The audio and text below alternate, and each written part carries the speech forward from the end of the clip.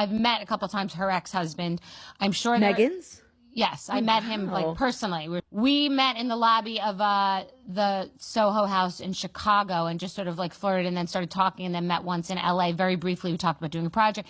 He said his ex was a woman from a show called Suits. I didn't know what the show was. I didn't know the woman. Months later, I see pictures in Us Weekly of Harry's dating someone, and I text him to be like, "Is this your ex?" And he's like, "Yup." And I'm like, I go, "You think she's gonna close?" And he's like, "Oh, she'll close." And I don't want to get into more about that, but he was like, "She'll close." So the only time I seem to hear about Bethany Frankle nowadays is when Duchess Meghan's name is in her mouth, because I don't think this woman has anything else going for her. And this has got to be her 10th millionth rant about Meghan in the last 5 years. Bethany Frankle did go on 1 or 2 dates allegedly with Meghan's ex-husband, and I think she was really hoping that that would be some kind of way for her to get some gossip and get some clout.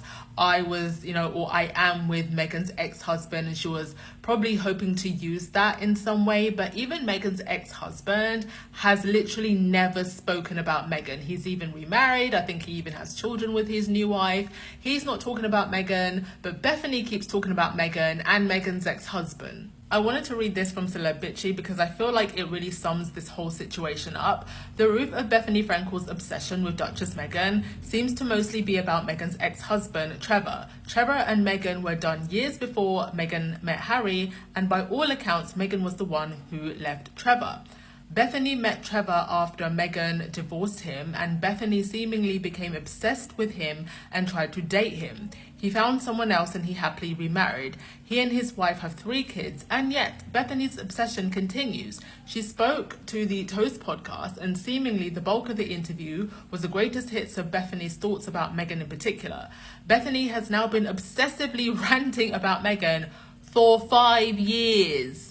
For absolutely no reason other than Bethany wishes that she could date Meghan's ex-husband. I mean, I think it's more than that. I think that women like Bethany really do wish that they could be Meghan. I think they feel that what Meghan has is what women like her feel that they were entitled to that they never got. And it kills them to see Meghan, a woman of colour, who is half black, who's biracial, having all of these privileges, having access to a man like Prince Harry. But the thing is that Meghan was already a self-made woman. She wasn't actively seeking Prince Harry for the fact that he's Prince Harry. Mind you, I think that Meghan 100% deserved an A-star man because she's an A-star woman.